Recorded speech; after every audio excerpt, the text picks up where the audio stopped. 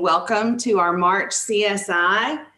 We've got a lot of stuff packed into tonight, and so we're going to kick it off with just kind of an overview of what all we're going to be talking about today. The first thing is our topics for today. We do have some tech tips. They're going to be our visual manipulatives. Chris Vance, we'll shout out to Chris Vance. He's going to be doing those tech tips. We also have Shannon Southwell is going to be doing our supporting struggling learners presentation. We have another chapter from our Teach Like a Champion resources, focusing on chapter 7. We have some great teachers that are going to share their experience using some of these strategies. And then we have just some quick announcements and things that we'll close our day out with. So Patiz? Well, last month we kind of introduced Teach Like a Champion and kind of revisited it. And if you did not have a copy of the book, we have since given you a copy of the book for all the people that said they need it. If you are new tonight and do not have a copy of the book, please put your name and school and just put book next to it in the comments in the chat, and we will make sure that you get a book. We are wanting to constantly add tools to your toolbox, and so we reached out to some friends tonight that are on our Zoom with us, and they have worked ahead and kind of introduced and practiced a few of the strategies and are going to share about those in their classroom. Cassie? Chapter 7. I really want you to take some time and to look at chapter 7 really good when this is over. Not just for what we are talking about tonight, but really diving into it. And so when we talk about questioning and questioning students, that is a big part of our NIET rubric. How are you engaging your students? How are you questioning students? Are you asking the appropriate questions? And so chapter 7 is helping to build your toolbox with strategies or structures to help build your questioning toolbox. And so we reached out and asked a couple friends to practice a couple of these in their classroom, and let's talk about them before tonight. And so our first one that we're going to talk about is wait time. Now, I know every one of you right now in your head are going, oh my gosh, we know what wait time is. We do wait time. But by definition, wait time allows students time to think before answering. If they aren't productive with that wait time, it narrates them toward being more productive. And I'm going to say this, when I say wait time, I mean, I'm going to ask you a question. What are you going to do this weekend? I want you to think about, what are you going to do this weekend?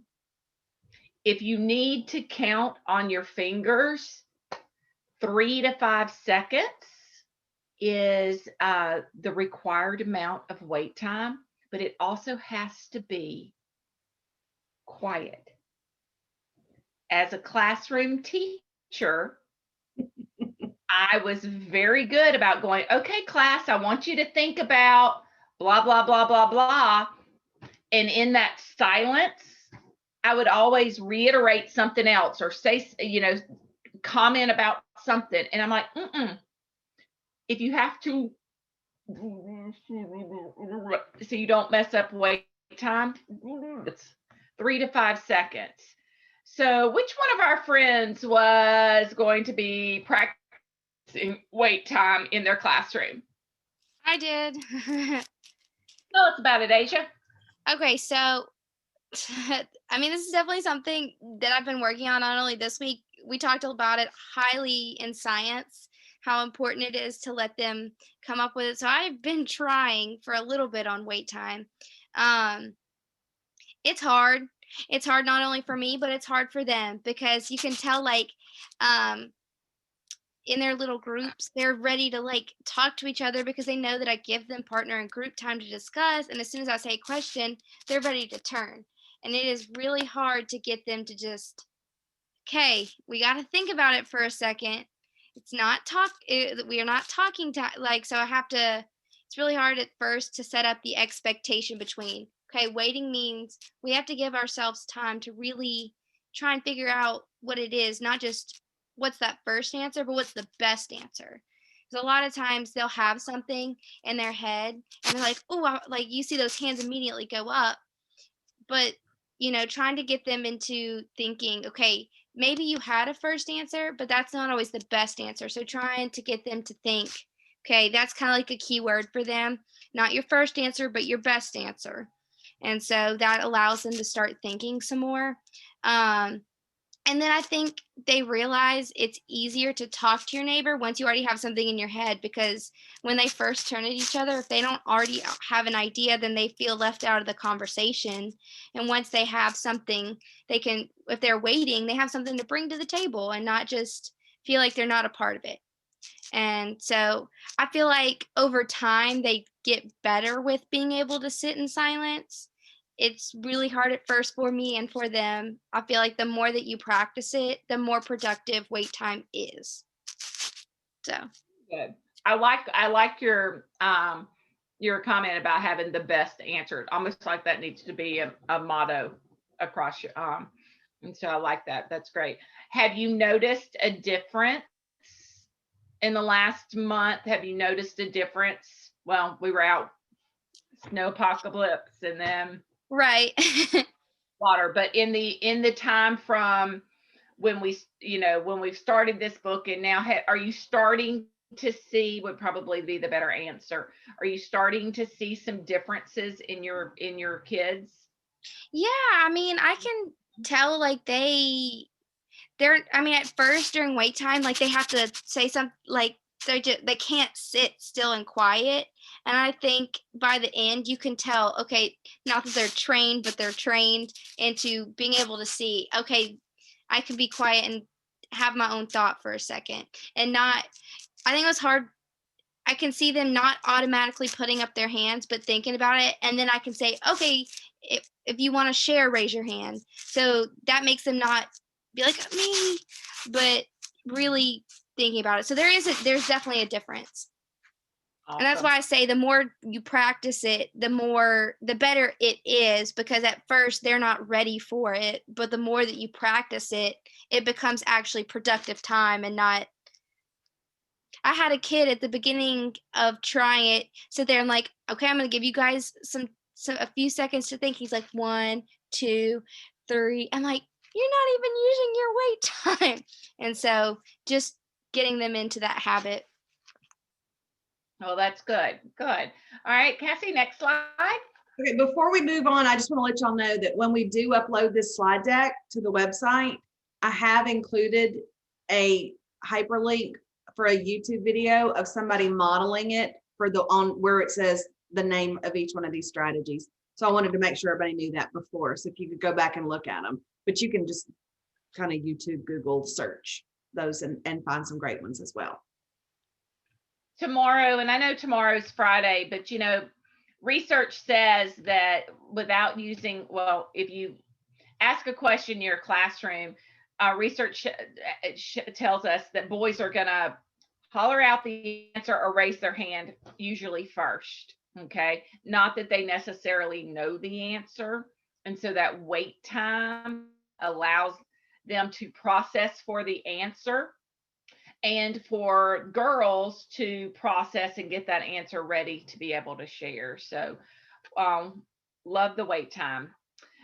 Cold call on students regardless if they've raised their hand or not. Just think to yourself, are you somebody that automatically calls on somebody that's only got their hand up? Or do you acknowledge the kid that yells out the answer? Do you call on those kids that sometimes don't have their hands up?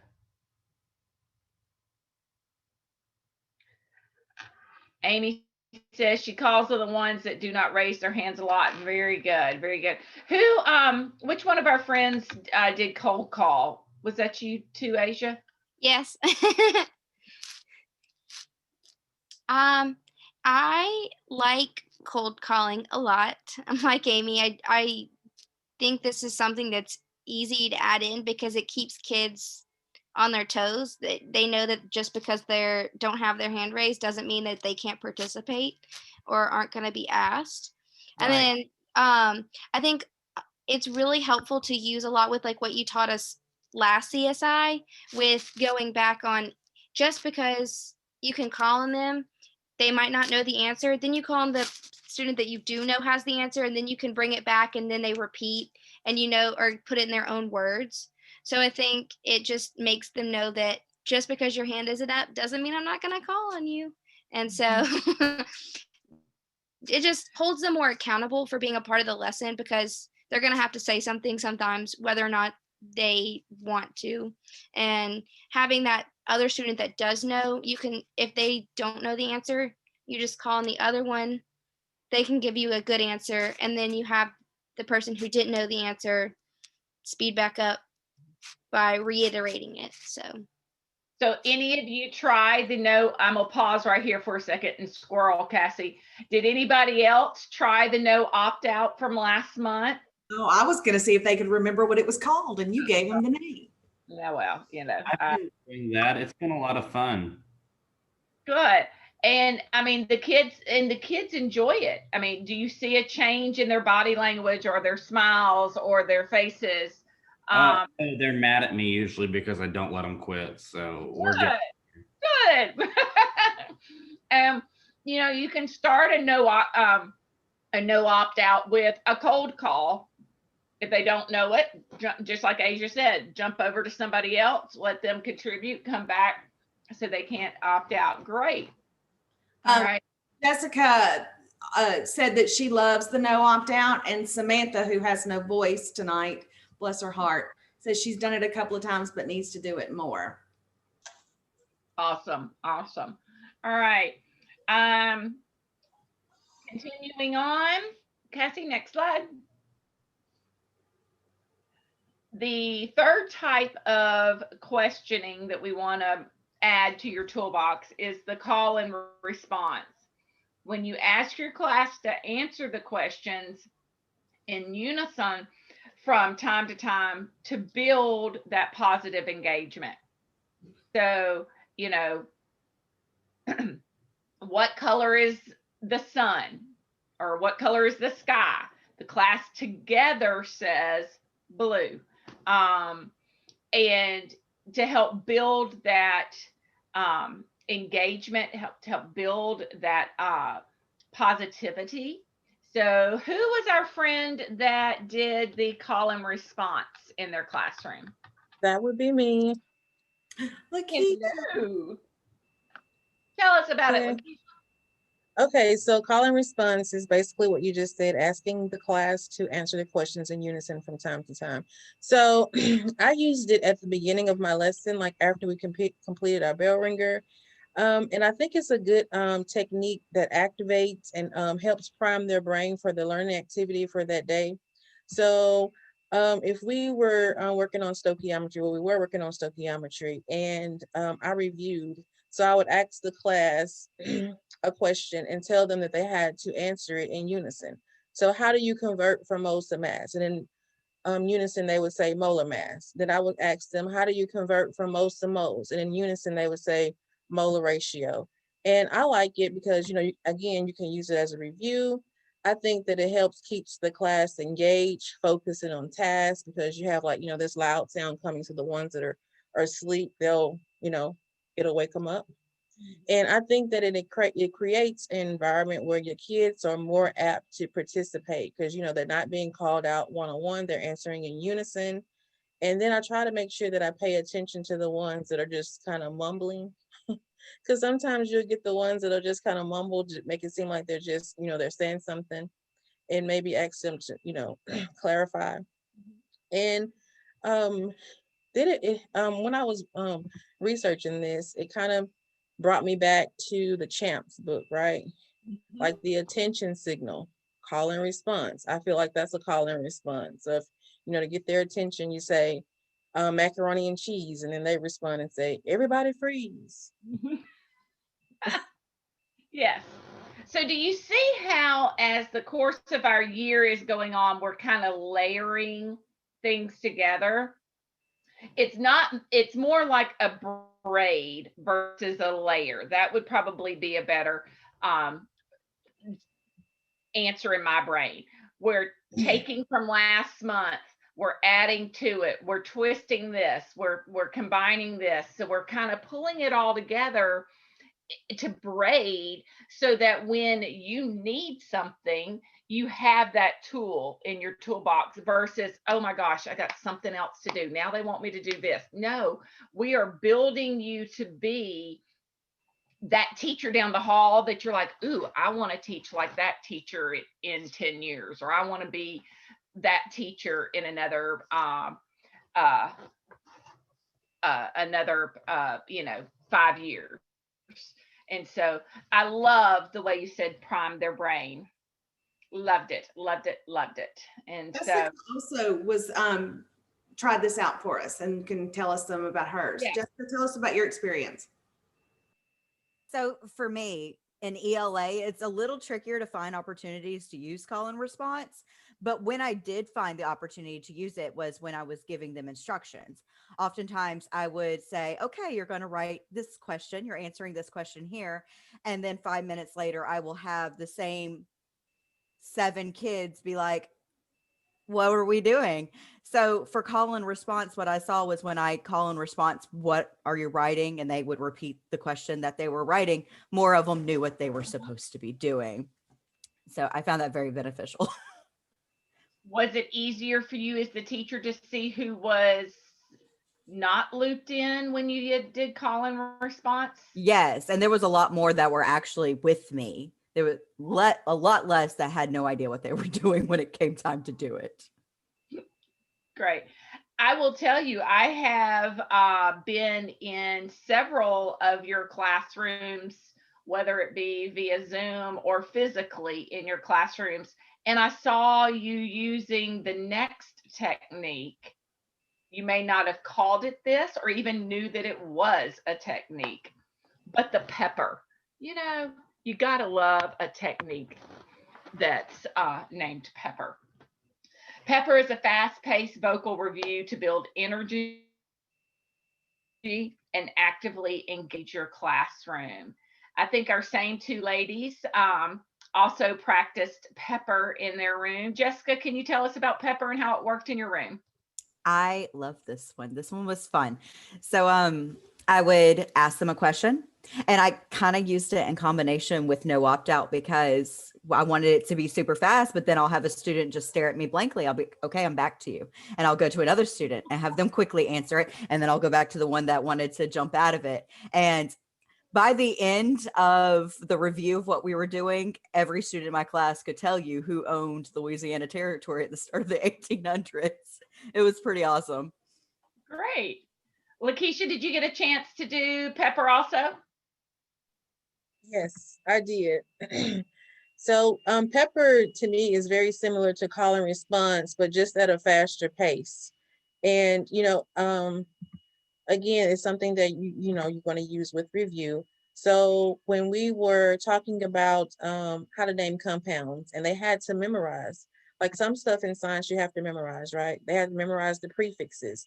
So I went around the room and I would say the prefix, and they had to tell me what number it referred to. So if I said mono, they would have to say 1. Then I would go to the next person, die, and at a fast pace. And if somebody got it wrong, then I would ask that same question to the next student until, and keep doing it until somebody got it right. But then, go back to that other one as well to make sure that they understand what it meant. So again, it just helped build energy. It helped review facts and lessons that we did. And that's pepper. And I liked it. Fantastic. Great. Thank you, ladies, both of you. Reminds me of the game show that's on right now, the smartest I can't remember what it's called. You know, they ask those questions really fast. They have so much time. That's what it reminded me of. The way you were describing it was that game show. I can't remember what it's called. Anyway, y'all don't forget that when these slides are published tomorrow, that there will be the YouTube links where Pepper is for each one. For some reason, it's not wanting to come right now. I thought I don't want to click on it because it'll take me to it. Excuse Finley. So those will be there. Now we will continue to use Teach Like a Champion next month, and I will tell you this evening, before we end, we're going to have a homework assignment for the next month, and we will send you a reminder after spring break also, because if you are anywhere like me and function like me, it's all great. Yay, I need to do this. We're going to go home for a week, and then the Monday we come back after spring break, it's going to be like, what did I need to do? So we can send you a reminder email when we get back from spring break of some techniques we would like you to look at in Teach Like a Champion before our next meeting. But with no further ado, let me give you a little drum roll. The best drum roll I can give right now. Mr. Vance reached out, and after every month we do some type of tech tip that really we want to bring back to how can we engage our students? How can we get our students learning better? Does it tie back to the NIET rubrics? Some type of way that makes us a better teacher. And Chris reached out and shared with us a couple of different tech tips that he was using in the classroom, and they were really pretty cool. So we have invited Chris to share with us this month his tech tips. So Chris, take it away. Hello, everyone. So it's so funny that like at the end of the last year at like my yearly review, the one thing that I wanted to work on was technology, because my first year I was very paper, pencil, like I was scared of technology.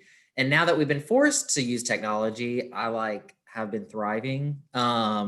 So there are two virtual manipulatives that I use, and they're free. So if you teach math, they're fantastic. One is Toy Theater. I don't know. Are you going to click on it, or do you want me to? I'm going to stop sharing and you share. Okay. Okay. Perfect. Let's see. I didn't want to interrupt you. I'm sorry. Okay. Let me get this out of the way. Okay. Can you see my Canvas? Yeah. Okay. So I actually, under my math page on Canvas, I have just posted the links for Didex and Toy Theater. So it allows them to use whatever they like the best. Personally, I like Toy Theater better, but Didex is a really good one too. So they can, while they're doing math on their iPads, they can always click on one of the manipulatives. Also, it keeps us, you can sign up, but you don't have to sign up. So you just click out of that.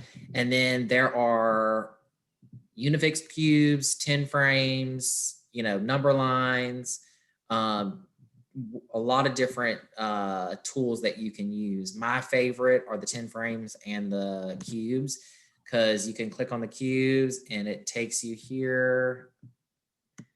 And I mean, you can, do this, and then if you need to erase, you can just erase. And it's a great, easy tool, especially like I teach second grade. So if they can use it, I mean, it's a great, great tool. I don't like it as much. Further on in the year, as the skills get a little more difficult for my second graders, they use Toy Theater a lot more. Let me go back. So Chris, as you're pulling that up, Mm-hmm. when most of us have in-class kids and we have virtual kids. So Yes. If you're giving out counters or cubes to your living, breathing kids in your room. Your Mhm. kids at home don't have those manipulatives.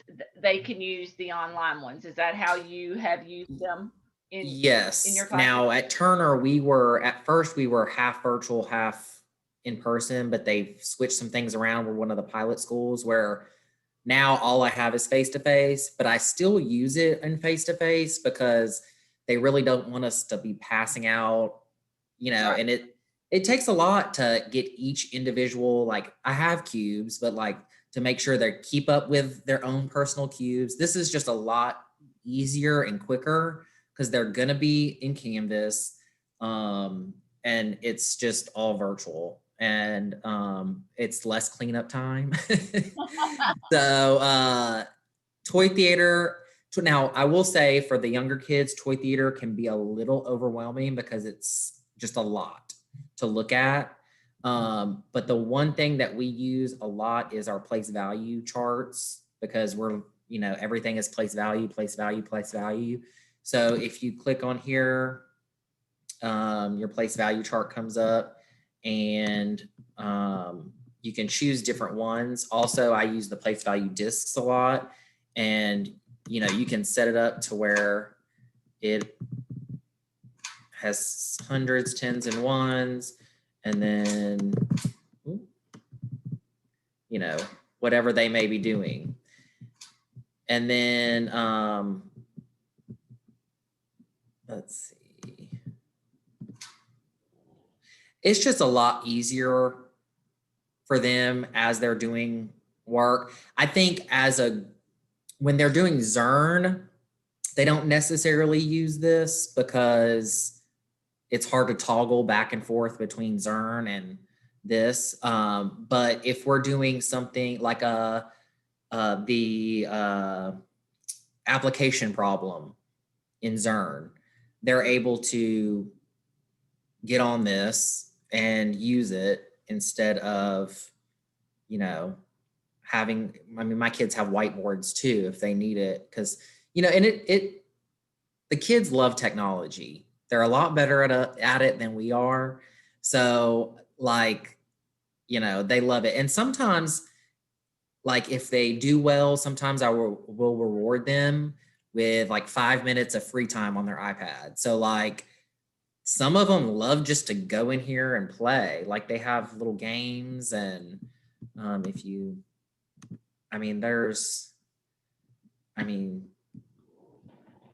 there's all different sorts of like read, art, music, puzzles. They have anything you want. Also, at the beginning of the year, we learned about money. So like you can click money and you have United States money. And they can learn about, when they're adding and subtracting money, they can actually physically see it on the screen. So those are some great tools. My kids love it. Sometimes they like to just go play in it. And it keeps us safe from COVID, from having to pass out everything.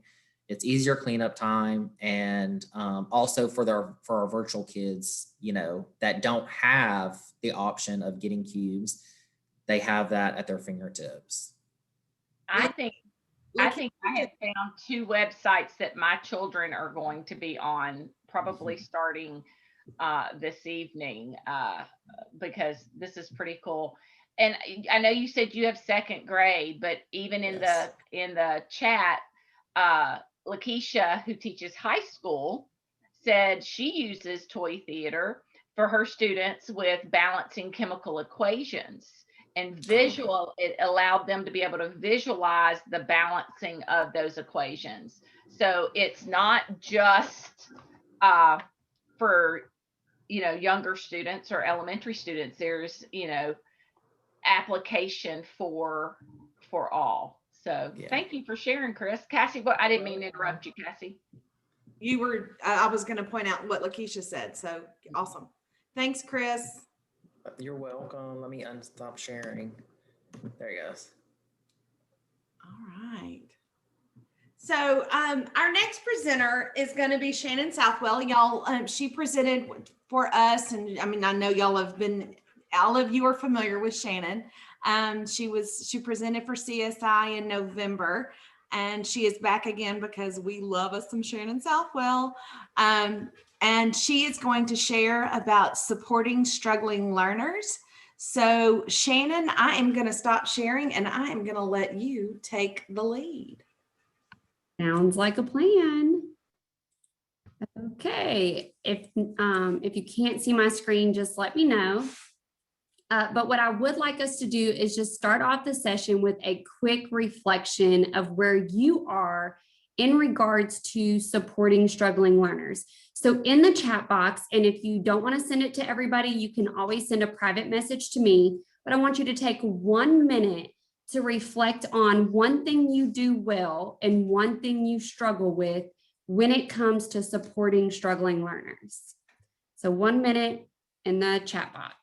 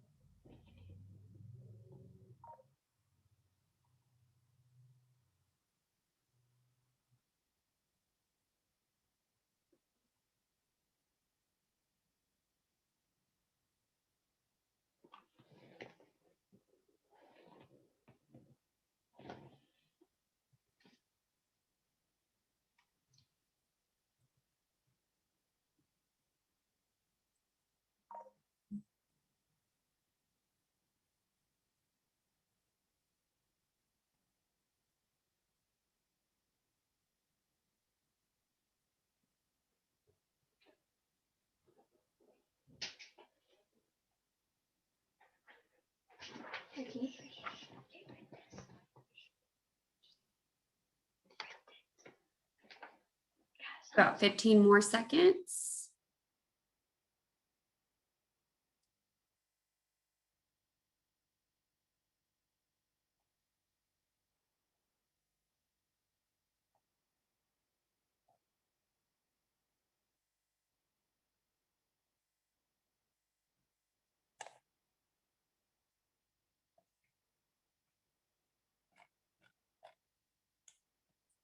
All right.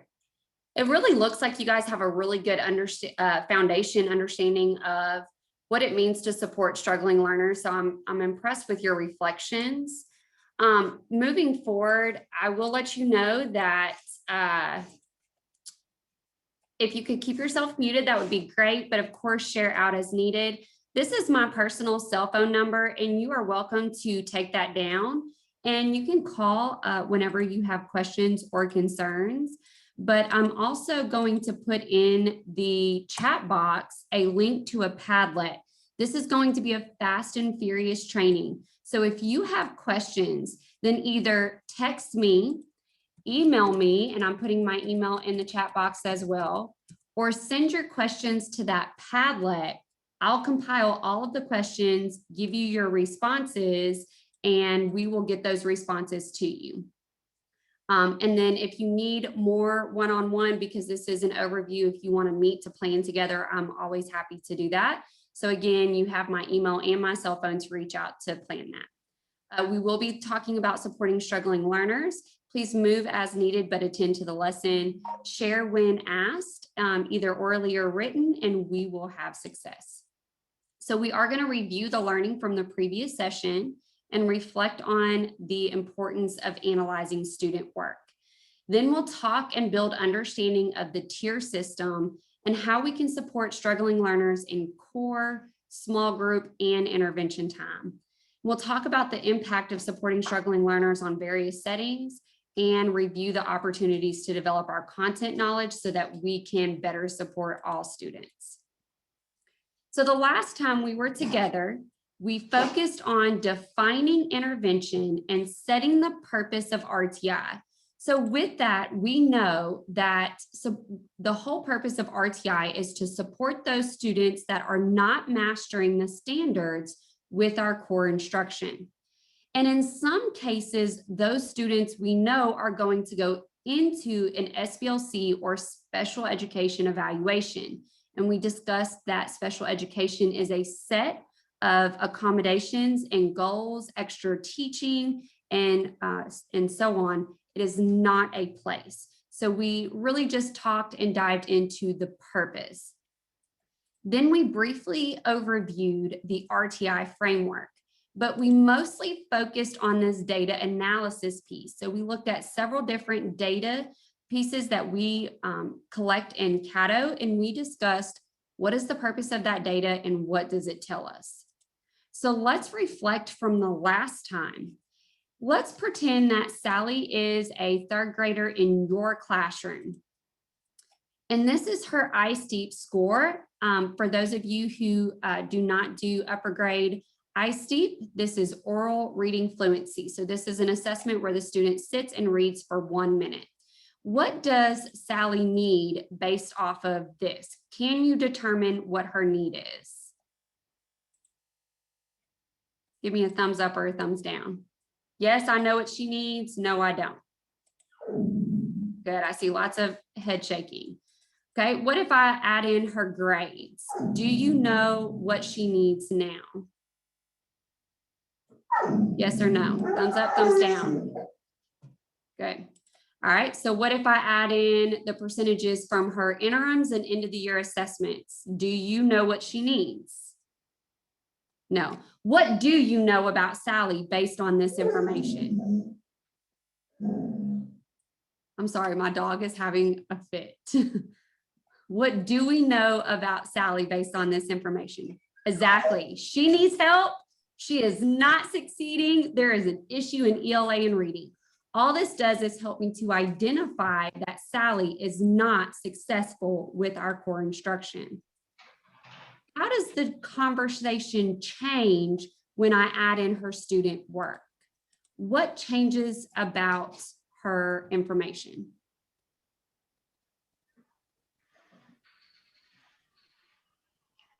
You can kind of look and see that she needs some interventions with her writing, her punctuation, her maybe probably making complete sentences. You can kind of dial down more into what she could need some help with. Exactly. So with this, we are able to focus more on exactly what skills, not just that Sally needs help, but we can focus on what exactly am I going to reteach Sally so that she is successful. So take a second to reflect in the chat box. Why should we consistently and continuously review student work? Let's take 1 minute, put that in the chat box to everyone or to myself. Why should we analyze student work?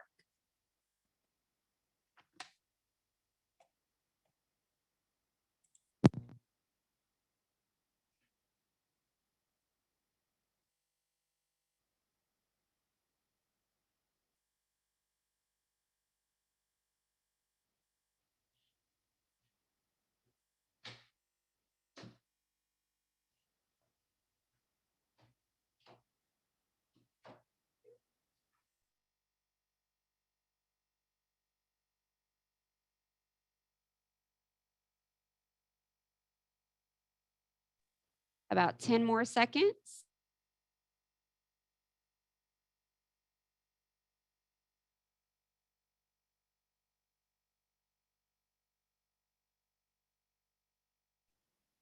All right, great. So I saw a lot of good feedback and you guys are right. It helps us to pinpoint what our students need for our intervention lessons. It helps us to determine, many of you put in the progress monitoring piece, and that's perfect because as we analyze student work, we can know whether a student is making progress. Sometimes a student's progress is not going to be large enough to make impact on the grade level standards, but that doesn't mean the student is not making growth. So I love that you guys reflected on that progress monitoring piece. So just to remind you, there are some professional developments that were created around data analysis. I have put these on a document that I will give to you at the end of this session, so don't worry about writing them down now. So let's get on with our new learning today, which is building our understanding of the RTI framework. So the RTI framework we know is for supporting struggling learners. And here we use the 3-tier system. All students receive tier 1. So tier 1 is your core instruction. This is CKLA, guidebook, Zern, your guidance documents, scope and sequences, and so on. So every single child in your class, regardless of how high, middle, or low we might label that student, receives tier 1 instruction. Tier 2 is for the students that need a little more support. These are the students that have often missed just a few prerequisite skills or standards, or they just might need more practice. There is some research out showing that some kids need up to 40 repetitions of practice before they master something. So that might be the students that fall into this category.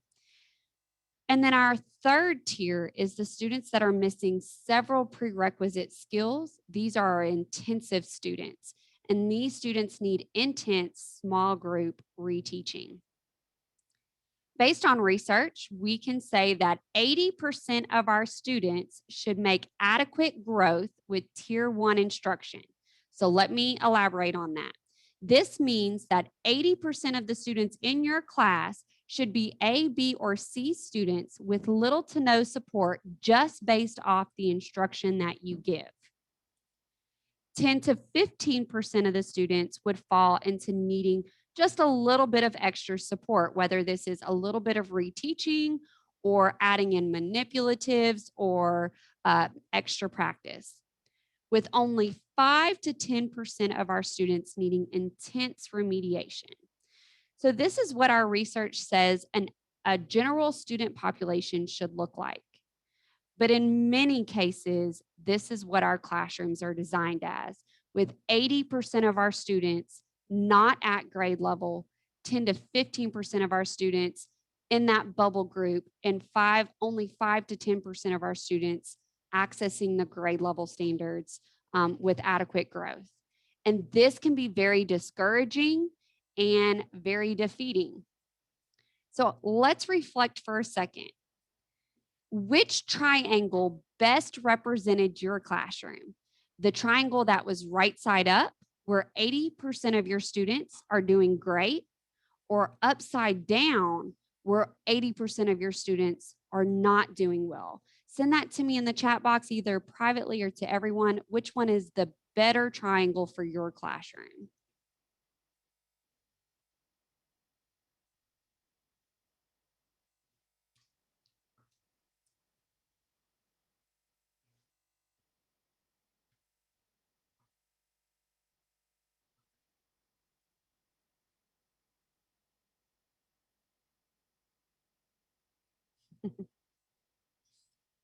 It's kind of common.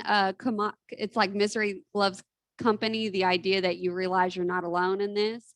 I do love that I have seen some that can truly say that their classroom is right side up.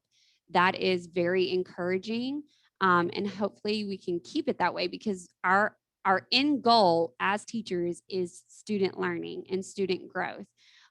But as I anticipated, many of you put upside down, which is the struggle that we are facing for many different reasons across our nation. So this is not just a Louisiana thing, but we can look at the national report cards for the state, for the nation, and know that our students are just not making adequate growth.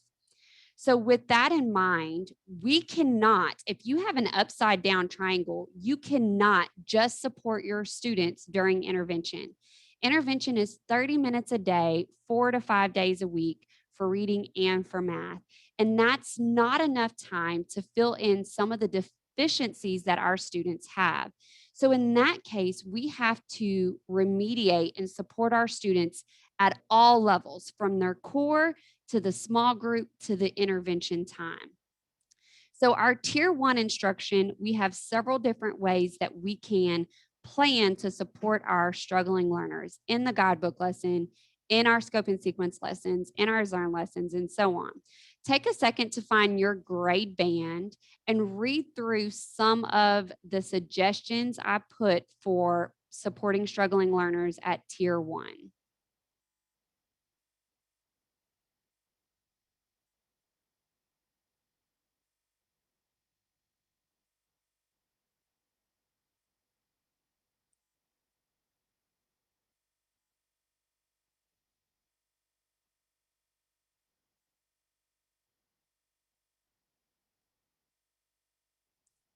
Is there anything that stood out to anyone?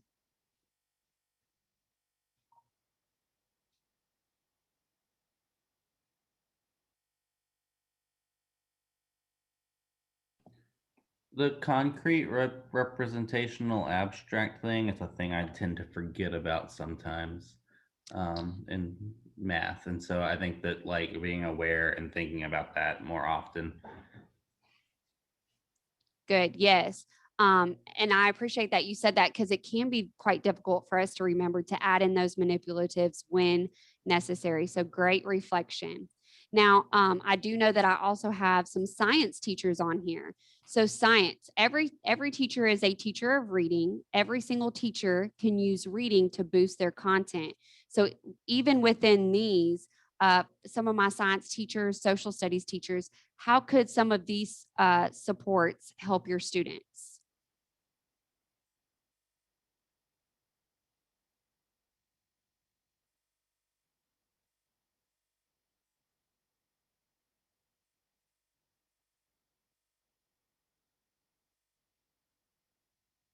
When you guys are reading the textbooks in class, how can you help the students that are struggling with reading if you're a science or a social studies teacher? And you can put it in the chat box if you don't want to unmute.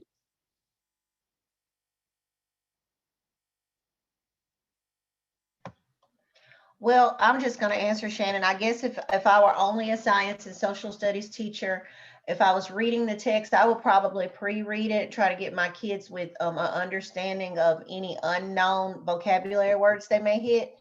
And then when my kids get stuck on a word, I try to break it down and help them sound it out. Maybe that could help. You could read it first and allow them to follow with you, and then let them read it again behind you by themselves. Yes, that's perfect. And that is exactly what I wanted to hear. And for my CTAs that are current CTAs this year receiving the reading and content areas, that's exactly what we're discussing. So when you guys are looking at embedding that phase one preparation, that's the activating prior knowledge and setting the stage with vocabulary. So teaching vocabulary, Miss Towner, I heard you earlier saying that you were doing the prefix with the peppers. That is exactly how we support our students and use reading to boost the content. So phenomenal job. Now this is tier one, but in tier two and tier three, this is either small group or our intervention time. And so there are a few things that we can do to support students in those times. In most cases, we need to reteach. So it's about what skills do we need to reteach and what resources do we have available to help us reteach. The great part is for my K2 CKLA teachers, you have access to the assessment and remediation guide, the foundational skills boost, as well as the additional supports and pausing point activities in your curriculum. For my guidebook teachers, you guys have access to the foundation supports, fluency task. You can use any level of writing revolution, all things that can support those struggling learners. In my K-12 math, your scope and sequences are uniquely built to have the enrichment and remediation pieces already built into that scope and sequence. But I'll give you a couple of seconds to read through some of these suggestions.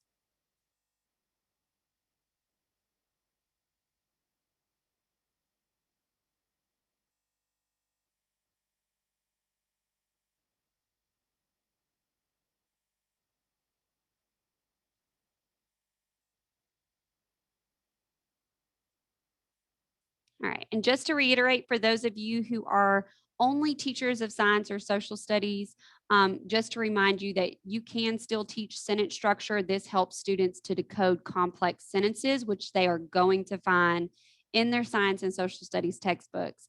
We can use these math to boost those chemistry. Again, Ms. Towner, I heard you talking about formulas, or I saw it in the chat box. So giving them that visual, that was supporting struggling learners. You were making sure that they mastered the content. And it just so happened that that content had a cross-curricular connection with math. So think about some of these resources as you plan. But when we do our intervention or small group, we want to make sure that every single lesson has 4 pieces.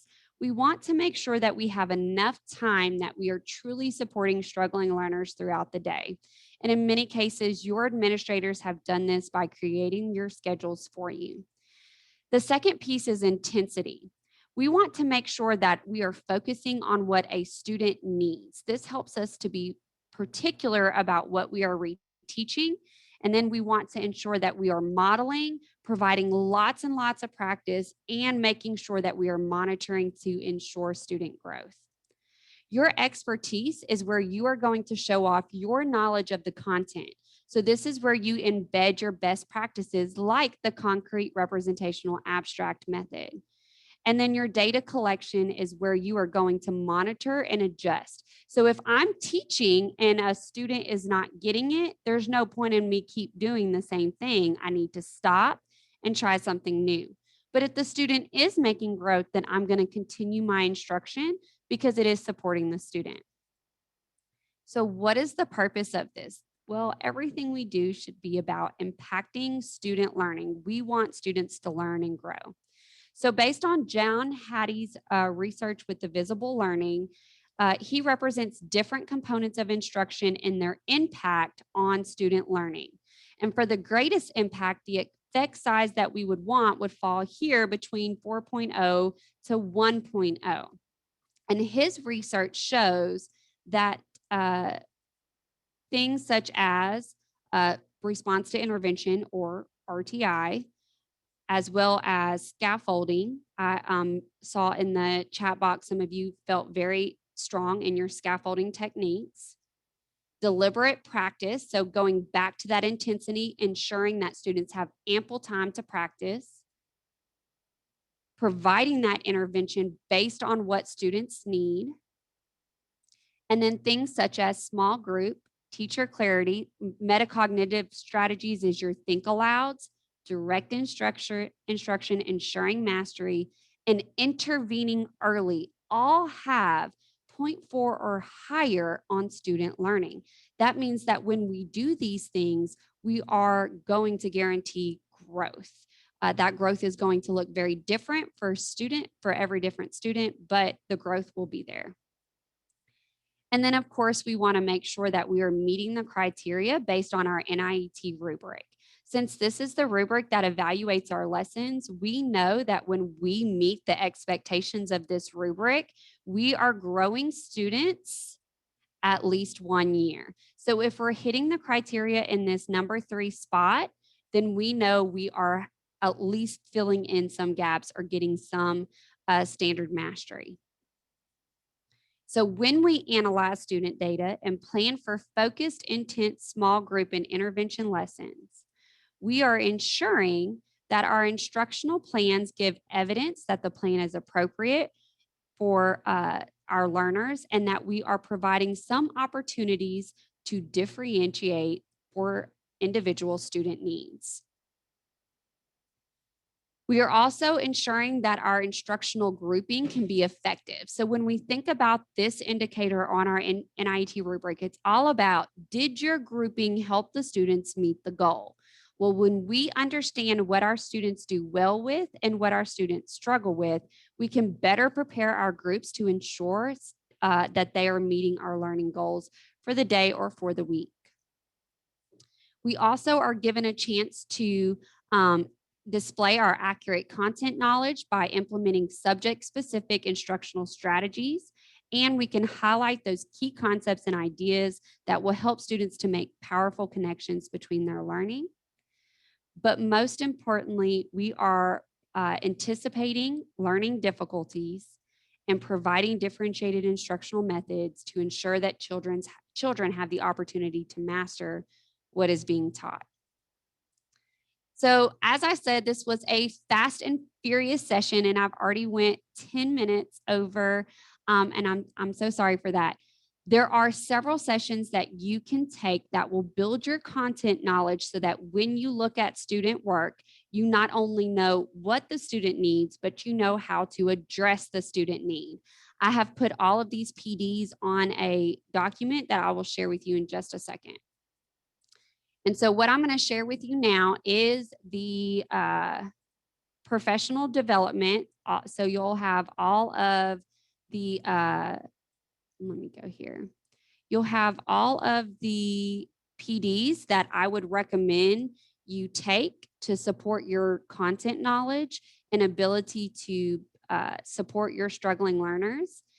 And then I'm also providing for you a general overview list of resources that you can use when planning RTI, and then also a general research-based intervention strategy. But the best thing that you can look at is ask your curriculum specialist or mentor teachers for model lesson plans and observe other teachers. That's the best thing I did to learn. I had people come into my classroom, give me feedback, and I went in and watched other teachers, and that is a great way to learn. So as you are learning and growing, make sure you do those things as well. And then if you need lesson plans, I'm always happy to reach out to the curriculum specialist for you and get those if I do not already have samples. And then, of course, if you have questions or if you are really interested in this and you need to dive deeper, you want to dive deeper and you're ready to dive deeper, shoot me a text or an email and I'm happy to come plan with you. All right. All right. Thank you so much, Shannon. I do appreciate that so much. Really quick, I'm going to click on. Now, don't forget that Shannon's entire presentation will be on our website, and I've got it pulled up, so I wanted to show you really quick. I don't know if y'all realize that on our Teach Caddo website under resources, links and resources, we have a copy of all of our sessions. And by tomorrow, I will have the video that we're doing right now and the slide deck with all the hyperlinks there. So just going to do a little plug for that really quick. And, but thank you, Shannon, so much. I don't know if you're still on. I appreciate you so much. Yes, of course. Thank you, guys. And again, the link for the Caddo RTI will be there as well. So thank you. Thank you. So we've done a lot tonight, y'all, and we have covered a lot of information with our Teach Like a Champion tools, our tech tools with Chris, and then Shannon's supporting struggling learners. So I want you to think about, we've done this so much. Most of y'all know enough about the NIET rubric. I want you to come up with at least one, if not two areas or indicators that you know of from the topics and the things that we've talked about, that the resources we've given you, what will help you increase your strategies for those NIET areas. Just really quick in the chat, just put them in there for us. So let us see kind of where you're thinking our focuses might have been today. All right. And questioning for sure. Questioning. Lots of that. Anything? Teacher knowledge of students. PIC. Oh, I love that we're actually using the acronyms too. Presenting instructional content. Awesome. Awesome. Wonderful. And, you know, one of the reasons we asked Shannon to do the struggling learners was so much of the feedback that we've gotten from y'all was, how do I adjust for those kids that aren't on level, and those how do I meet their needs, and what are some great tools and resources? So we're very thankful that Shannon was able to provide that to us. RTI is kind of it's a booger bear, I'm gonna tell you, to kind of get all of that information in. So absolutely great. Awesome. Still putting things in the chat. That's great. So here's my question. That was your exit ticket. I forgot to click. So thank you for doing that. Awesome. And I still see some people are also continuing with those. So for homework, Patisse mentioned this earlier, and I did something weird. So next month, we're going to focus on chapter 6 for Teach Like a Champion. And those topics, I've got my book right here. And so looking at chapter 6, these are the strategies that they cover. So I want you to go through, if you've got your book, most of you have their book. If you don't, let us know. Email us at Teach Caddo. I think email's down at the bottom. Let us know if you don't have a book, and we'll be happy to either drop one off at your school or gray box it to you. But these are what we're going to talk about next in April, and it's April 1st. No fooling. So just something to look at. We may pull a couple of people to ask you to Vanna and give us your experience with those if you are so inclined. Do we have any questions, comments? I know we've got a week before spring break is coming. So does, you know, I know there's a lot's going on right now. Patisse, are you monitoring the chat? I am monitoring the chat. Okay. So right now, as far as I know, Gary's the only one that needs a book. If anybody else does, please drop that in the chat. Great. Awesome. Okay. So And no other questions? Cassie, before we go to the next slide, Byron, we'll get you one. Mr. Byron will get you one too. Before we go to the next slide, would everybody, for accounting purposes, please put your name and school in the chat? That's how we're going to do attendance. We're going to do it a little different. I know we usually do it at the beginning. Today we were going to do it at the end. That way we can issue credit for attending tonight. 3, 4. Look how fast that is. Boom, boom, boom. Y'all look like y'all done this before. Awesome. Okay. Just real quick, we do have a week before spring break. Patisse, you want to give them your little spiel about going to spring break and coming back?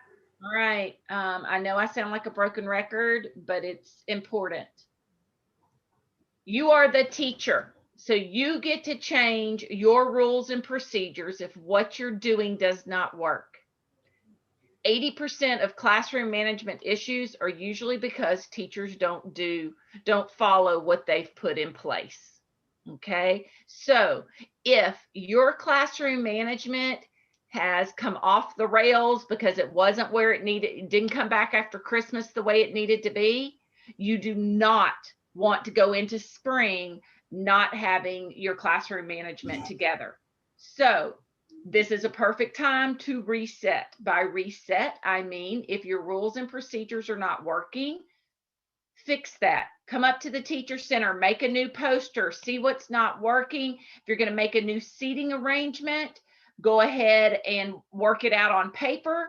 And then when the kids leave on Friday, wait till the last person has left your room before you rearrange, before you set your new seats up, clean and decontaminate and all that kind of stuff that you got to do to be compliant. And then change your bulletin boards out, everything. Do not leave to go home on spring break. As much as you want to beat the buses out of the parking lot on Friday, do not leave without having your room set. What you need to have on your board, what you need to have in your canvas, if you're doing something that involves a sheet of paper, that you've got the copies made. Leave everything set and ready for that Monday that we come back, because that will be the day that everything falls apart if you're not prepared for it. Write into your lesson plan or into your Canvas assignments to revisit your rules and procedures, even if you don't change anything, because kids are going to be gone for a week. So you're going to need to reset what your expectations are in the classroom. And it's not a one and done. Oh, well, I told them on Monday, so Tuesday I don't need to revisit it. It's going to be a building upon process. So it may be 5 minutes on Monday and 3 minutes on Tuesday, 5 minutes on Wednesday and 2 minutes on Thursday. And get your classroom where it needs to be as we go into the spring. I'm telling you, when the flowers start blooming and the pollen starts dropping, we're going to want to make sure that we have our classroom running like a tight, great ship, because if not, it's going to be a long spring for you. Okay, I'm done, Cassie.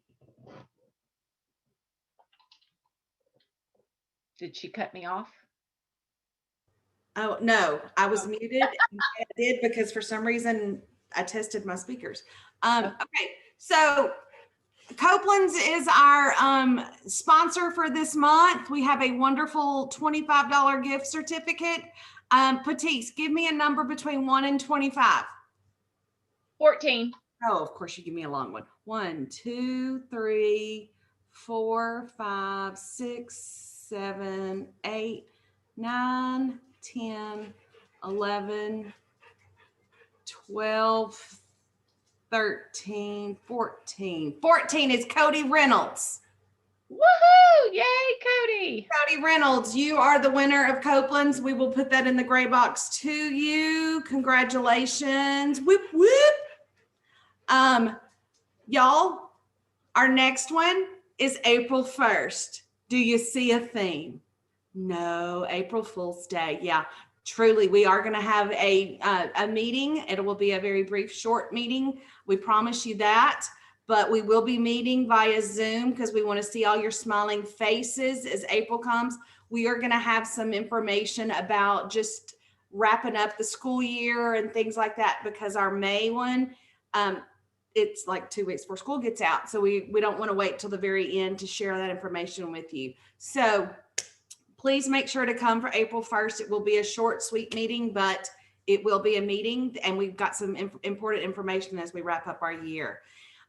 Make sure if you want to see this, you know where to go. Go to our Teach Caddo resources page, and this will be up by tomorrow afternoon. Thank you so much for everybody that has come tonight. And I hope you have a great weekend, and I hope that everybody has a great, safe spring break, and we will see you in April.